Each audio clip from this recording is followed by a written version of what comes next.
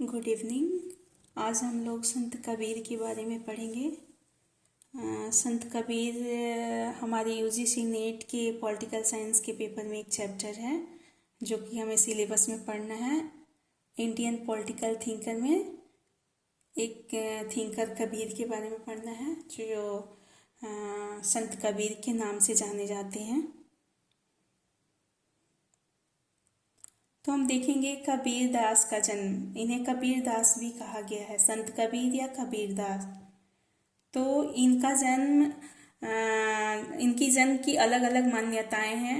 कबीर दास के जन्म की ईस्वी कोई 1440 ईस्वी पूर्व बताया है, तो कोई 1398 ईस्वी पूर्व। अब इनके जन्म स्थान काशी बनारस उत्तर प्रदेश में है, जो जहाँ एक लहराते हुए तालाब में ये नीरू और नीमा नामक जुलाहे को, जो मुस्लिम परिवार से बिलोंग करते थे, उन्हें मिले थे लहराते हुए तालाब में। और ये जो संत कबीर दास थे, इनकी मृत्यु मगहर गोरखपुर उत्तर प्रदेश में 1448 कोई मानता है कि 1448 में, और कोई मानता है कि 1518 में इनकी मृत्यु हुई थी। मगहर में इनकी मृत्यु। जन्म स्थल है काशी बनारस और मृत्यु हुई मगहर, ये गोरखपुर उत्तर प्रदेश में है। और नीरू और नीमा जिन्हें ये मिले थे, उन्हें माता पिता इनका माना गया। लेकिन बहुत सारी मान्यताएं हैं कि अलग अलग मान्यताएं हैं, जिसमें कुछ लोग मानते हैं कि ये ब्राह्मण परिवार से बिलोंग करते थे। इनका जन्म एक ब्राह्मणी विधवा के गर्भ से हुआ था। तो तरह तरह की मान्यताएं हैं इनके जन्म के बारे में। कबीरदास निर्गुण धारा के कवि थे। इनकी पत्नी लुई, ये कबीरपंथी इन्हें ब्रह्मचारी मानते हैं। पुत्र और पुत्री, कमाल और कमाली इनके पुत्र और पुत्री थी। कमाल को इनका शिष्य और कमाली को इनकी शिष्या बताया जाता है।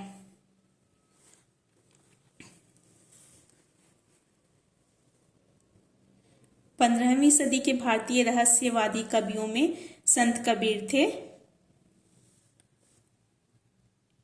हिंदी साहित्य के भक्ति काल के ज्ञानश्रयी निर्गुण शाखा के प्रवर्तक थे। जुलाहा सूत काटकर कपड़े बनाते थे और ये दादू और नानक से प्रभावित थे। हिंदू धर्म व इस्लाम दोनों में ही ये प्रचलित कुरीतियों और अंधविश्वासों का विरोध किया, सामाजिक बुराइयों की कड़ी निंदा की। इन्होंने वैष्णव संत आचार्य रामानंद को अपना गुरु बनाया। कबीर की भाषा सधुकड़ी है, जिसमें हिंदी भाषा की कई बोलियां, राजस्थानी, हरियाणवी, पंजाबी, खड़ी बोली, अवधी और ब्रज भाषा के शब्द मिलते हैं। कबीर स्वयं निरक्षर थे, किंतु इनके शिष्य जो थे, उनकी वाणियों का संग्रह बीजक नामक ग्रंथ में किया है। हाँ, कबीर स्वयं निरक्षर थे, लेकिन उनके शिष्य जो थे, इनकी वाणियों को बीजक नामक ग्रंथ में संग्रहित किया है।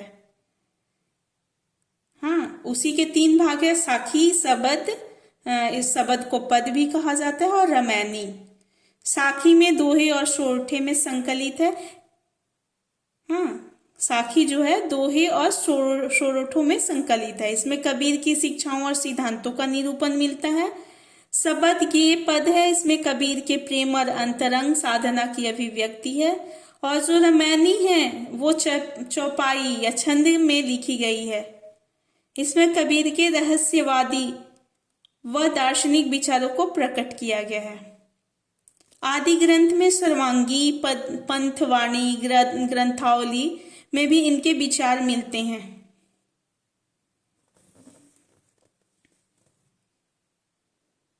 कबीर सामंतवाद, पुरोहितवाद एवं धर्मशास्त्र के विरुद्ध संघर्ष करते हुए अपनी जो दोहे और चौपाइयाँ थी उनकी, उसमें दिखाई देता है कि वो सामंतवाद, पुरोहितवाद एवं धर्मशास्त्र के विरुद्ध संघर्षरत थे।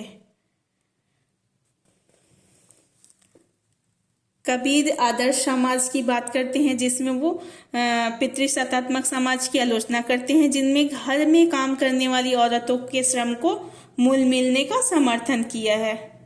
कबीर ने राजसत्ता को शोषण का माध्यम बताया। कबीर के धर्म में कबीर एकेश्वरवाद में कबीर ने धर्म में विद्यमान कुरीतियों और कुप्रथाओं का जोरदार खंडन किया है। उनके अनुसार धर्म मानवीय उत्थान का साधन होना चाहिए, प्रभुत्व बनाए रखने का माध्यम नहीं होना चाहिए। इसलिए उन्होंने मूर्ति पूजा का भी विरोध किया। व्यक्ति को सांसारिक मोह माया से मुक्त होकर ईश्वर प्राप्ति का प्रयास करना चाहिए। उनकी मान्यता थी कि व्यक्ति को सांसारिक मोह माया से मुक्त होकर ईश्वर प्राप्ति का प्रयास करना चाहिए। माया को व्यक्ति के वास्तविक लक्ष्य ईश्वर की प्राप्ति में बाधक बताया उन्होंने। माया से बचकर ही व्यक्ति ईश्वर को प्राप्त कर सकता है। माया सारहीन है।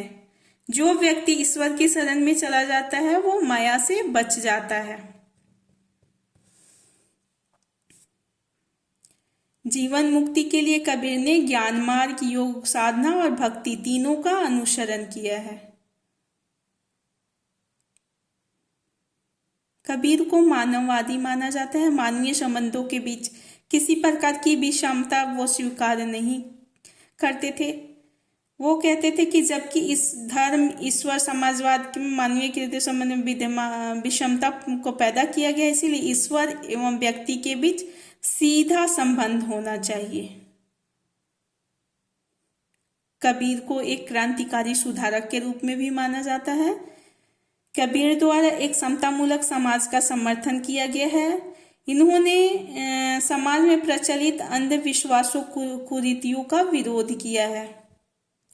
वर्ण व्यवस्था के आधार पर निर्मित सामाजिक सोपानिकता की आलोचना की है। पुरोहित वर्ग पर प्रहार किया है। पुरोहित वर्ग की मान्यताओं और कर्मकांडों का विरोध किया है।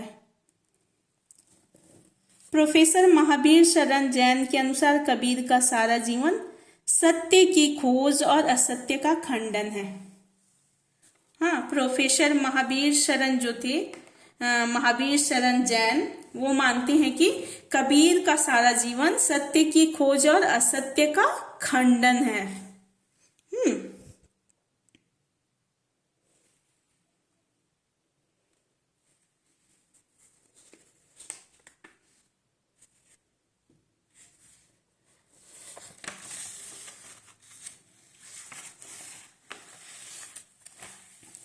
मैकियावेली ने कबीर के बारे में कहा है कि कबीर एक निडर अनिवेशी थे। भारत में हिंदू मुसलमान एकता के सच्चा नायक थे। मानवतावाद की आस्था के समर्थक थे। कबीर ग्रंथावली में 809 पद, साखी 403, साखी में 403 पद, रामायणी में 7 पद, बीजक में 619 छंद हैं। कौटिल्य ने कबीर को चिर आधुनिक कहा है। कौटिल्य ने कबीर को चिर आधुनिक कहा है। रविंद्रनाथ टैगोर ने उन्हें चिरदूत और मुक्ति दूत भी कहा है।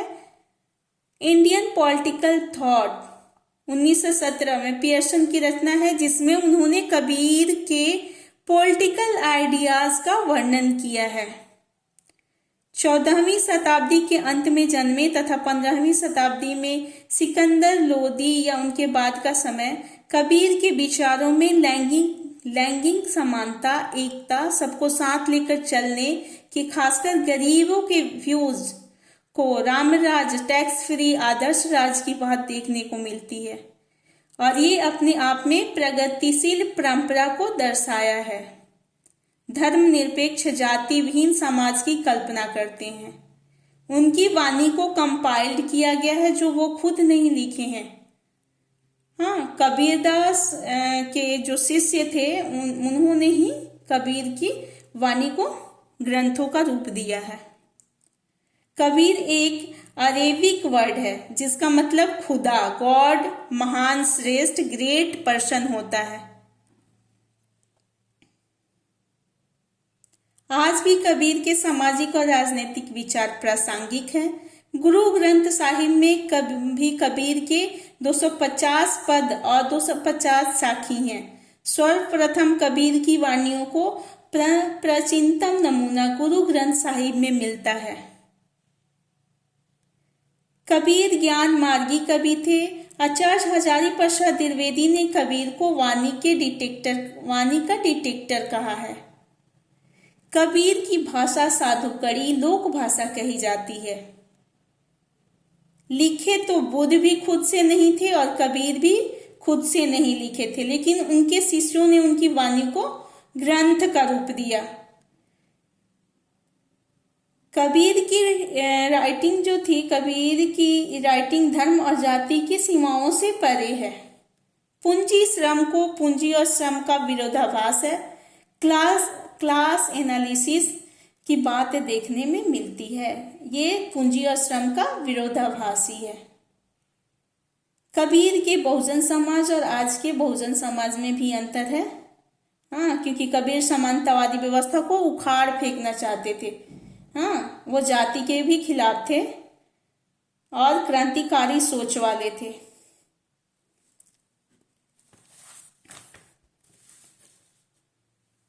Political ideas of Kabir. Kabir के पॉलिटिकल आइडियाज जो थे वो प्रशासन या राज्य सत्ता की आलोचना करता है और दूसरा आइडियल विलेज की बात करता है। बेगमपुरा रामराज आदर्श राज्य है और पैतृक सत्तात्मक समाज के खिलाफ तथा पक्षधर थे। वे खुद एक कामगार लेबर थे जो कपड़ों को बुनकर सिलकर गट्टर तैयार करते थे। इसीलिए उनका विचार राजशाही राजतंत्र के खिलाफ, शोषण विहीन तथा टैक्स फ्री समाज और बेहतर राज्य के निर्माण के लिए काम करने वाली समाज की थी। वे शांतिपूर्ण भक्ति मार्ग के माध्यम से शिक्षा, ज्ञानपूर्ण विचारों वाले तथा सामाजिक परिवर्तन की बात करते हैं। मर्द और औरत दोनों को बराबर मानते हैं क्योंकि दोनों की आत्माएं एक है।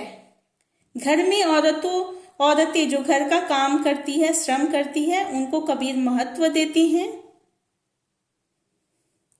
मगहर जो बुनकरों का एरिया है जो अपवित्र माना जाता था, कबीर बनारस जैसे स्वर्ग पवित्र जगह को छोड़कर और अंतिम समय में मगहर में प्राण त्यागते हैं। यानी मगहर में वो जाकर मृत्यु को प्राप्त करते हैं, जिसको लोग अपवित्र मानते थे, क्योंकि लोगों के मन से वो पवित्रता और अपवित्रता का जो भाव था, जो भ्रम था, वो निकालना चाहते थे। कबीर वर्ग को प्रमुखता कबीर जो थे वो सामंतवाद को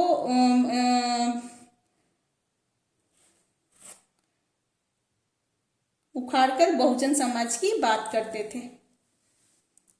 कबीर के मुख्य उपदेश हैं कि ईश्वर एक है। वो ईश्वर को एक मानते हैं।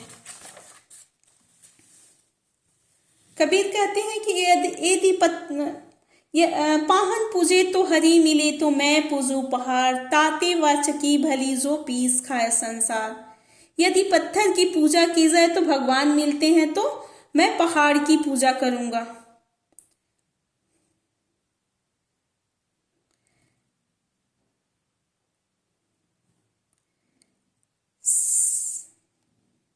काशी में प्रकट भयो रामानंद चेताय, मासी कागज छुए नहीं कलम गयो नहीं हाथ। दशरथ सुत्ती हूँ लोक बरवाना, राम नाम का मरम है आना।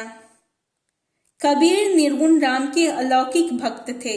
उनके राम किसी धर्म या जाति के बंधन में नहीं, कण कण में है। पोथी पढ़ी पढ़ी जगमुआ, पंडित भया न कोय। ढाई आखर प्रेम का पढ़े सो पंडित होय। यानी कि मोटी मोटी पुस्तकें पढ़कर विद्वान नहीं बनते, प्रेम समझने वाले व्यक्ति ही सच्चा ज्ञानी होते हैं। धीरे धीरे रे मना धीरे धीरे सब कुछ होए, माली सींचे 100 घड़ा ऋतु आए फल होए। कबीर के कहने का मतलब है कि काम के परिणाम के लिए हमें धैर्य रखना चाहिए, धैर्य रखना चाहिए। कर्म करने का के बाद उसके फल की प्राप्ति के लिए उतावलापन जरूरी नहीं है।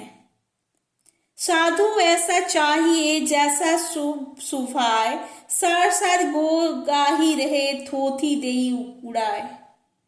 यानी कि जीवन में अच्छे गुणों का महत्व, समाज से कुरीतियां खत्म करने वाले लोगों की अहमियता देनी चाहिए। हाँ, वो कुरीतियों को उखाड़ फेंकना चाहते थे, इसके लिए वो कहते थे कि पहले अच्छे लोगों को अहमियता देना जरूरी है बुराइयों को खत्म करने के लिए। तिनका कबहू न नींदियो जो पावन तर होए, कबहू उड़ी आँखिन पड़े तो पीर घनेरी होए।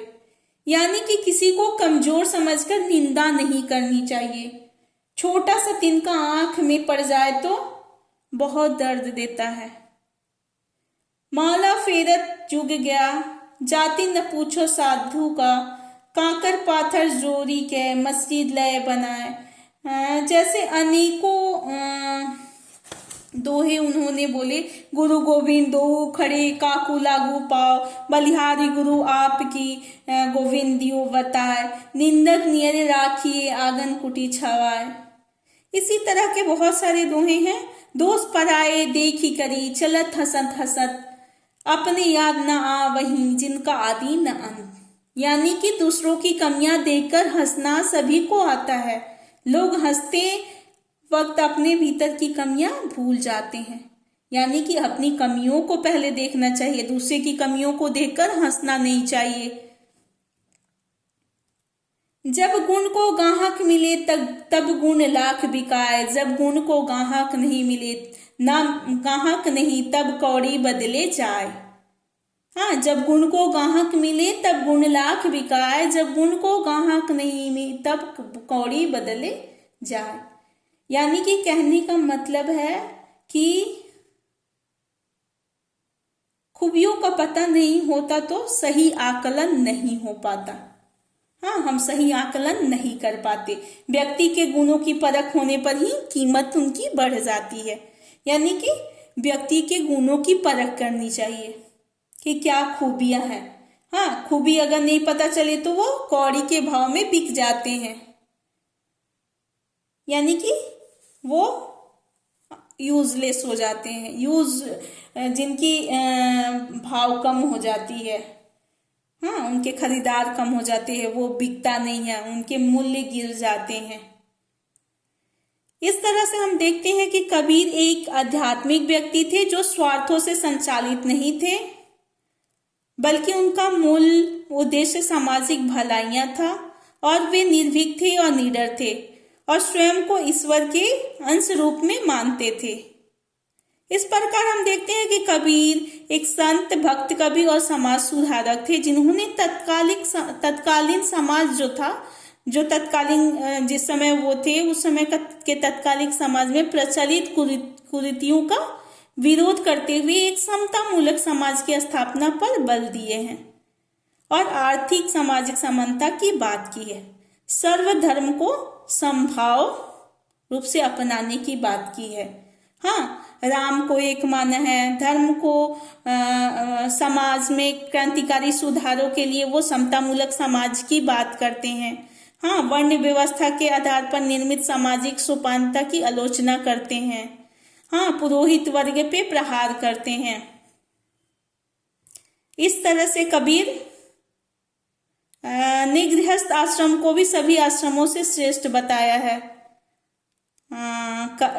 इस तरीके से देखते हैं तो कबीर एक महान भारतीय राजनीतिक विचारकों में एक दिखाई पड़ते हैं। तो आज हम लोगों का संत कबीरदास के बारे में पढ़ना हुआ। नेक्स्ट वीडियो में हम अगले किसी राजनीतिक विचारक का वीडियो लेकर आने वाले हैं।